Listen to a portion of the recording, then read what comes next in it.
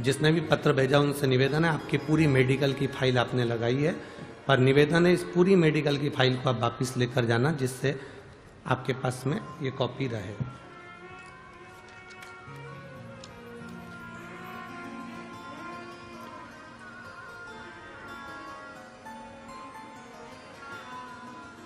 मेरा नाम मनीषा गुणवंत राव सोनबड़े, मुकाम पोस्ट कर मूड। ठीक है बोला कि गड़बड़ बोला? ठीक है ना? हाँ, तुम लोग समझ जाओ बस है, बाकी के तो जाने दो उसको। मुकाम पोस्ट कर मूड, तहसील 40 गांव, जिला जलगांव। मोबाइल नंबर ये कहीं बैठी हैं का? देख कहीं? हाँ, ऐसे हाथ हिला दो, ठीक है। जिला जलगांव में 40 गांव तहसील की रहने वाली हूँ। मेरे पति की अचानक पेट में दर्द होने लगा।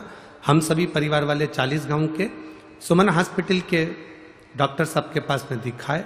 फिर डॉक्टर साहब ने बताया कि इनकी किडनी में पत्थरी है। डॉक्टर ने ऑपरेशन की सलाह दे दी, क्योंकि शुगर की बीमारी के कारण मेरे पति की किडनी कमजोर थी। डॉक्टर ने कहा आपका मन पड़े आप जिस हॉस्पिटल में ले जाकर ऑपरेशन करा सकते हो और इनको ले जा सकते हो। फिर हमने ऑपरेशन करवाया, परंतु ऑपरेशन करने के बाद उनकी किडनी ने काम करना बंद कर दिया और उनको वेंटिलेटर पर डाल दिया गया।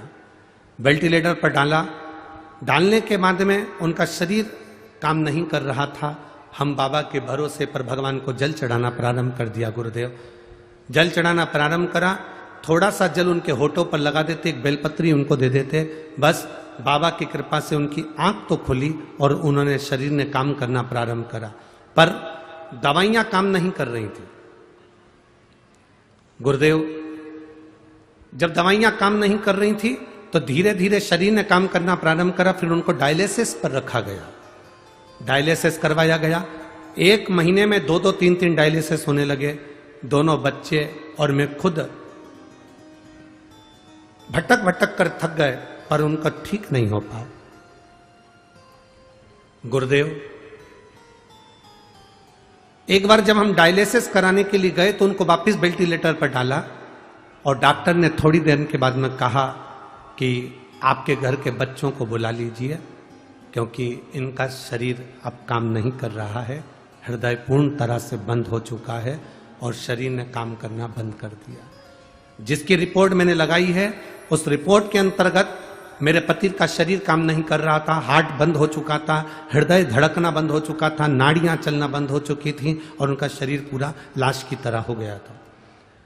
बच्चों को बुलाया, बच्चे से डॉक्टरों ने बात करी और बात करने के बाद में हम डॉक्टर साहब से कहते रहे कि एक बार तो और मौका दो, आप देखो तो सही अगर इनकी श्वास वापिस आ जाए, आप प्रयास तो करो। उसी बीच में मैं मेरे बेटे को लेकर शिव जी के मंदिर में पहुंची और वहां पहुंचकर हमने शंकर भगवान को जल चढ़ाया। रोती रोती बाबा के चरणों में पहुंची गुरुदेव, और बाबा का मैं क्या चमत्कार का वर्णन करूं। बेलपत्र और जल लेकर मैं अपने पति के पास आई और उनके होठों पर जब लगाया तुरंत उनकी धड़कन वापिस चलना प्रारंभ हुई। उनकी धड़कन वापिस चलना प्रारंभ हुई और बाबा की कृपा से जो डायलिसिस भी चल रहा था, बाबा की कृपा से वो डायलिसिस भी बंद हुआ और मैं बाबा को यहाँ 40 गांव प्रणाम करने के लिए आई हूँ। बाबा एक ही निवेदन है, आपकी एक बेलपत्र व्यासपीठ से मुझे मिले। जी बहुत दूर हो आप, फिर भी मैं कार्यकर्ता को, उनके परिवार के आप ही हैं, आ जाओ आ जाओ आ जाओ। आप खुद ही हो क्या जिनका पत्र है? ठीक है, आओ पदर। अब मेरे पति ठीक हैं गुरुदेव, डायलिसिस भी बंद सा है और मैं बाबा को यहाँ नमन करने के लिए आई हूँ, जिन्होंने मेरा सुहाग वापिस दिया और मेरे पति को अच्छा किया। मैं बाबा को प्रणाम करने आई हूँ। शिव तत्व है वो घर,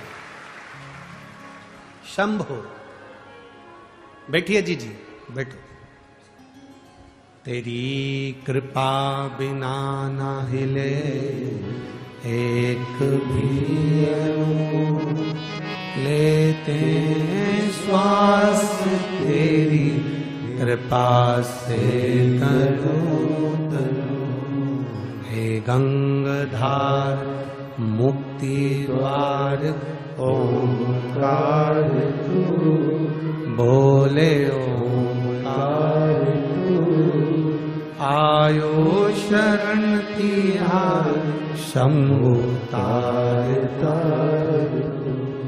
बखान क्या करूं मैं राखूं तेरे पास। बखान क्या करूं मैं राखूं तेरे पास। चपटी भगोत में खजाना पुरेगा।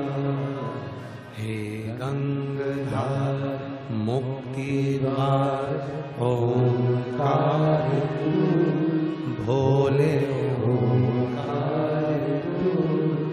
आयो शरण तिहार शंभु तार तार तू।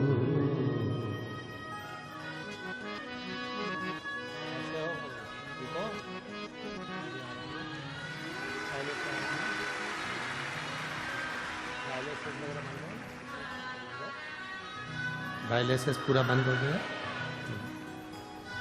अरे रो नहीं, खुश हो तो बाबा ने अच्छा करा ना। रोते नहीं है, अच्छा खुश खुश रहना चाहिए। डायलिसिस बंद हो गया ना, बस ठीक।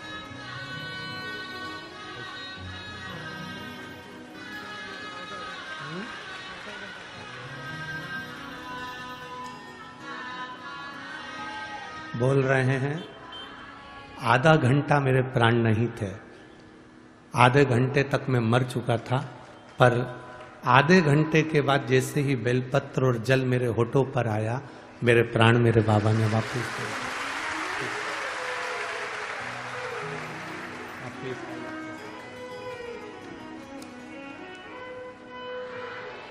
स्वस्थ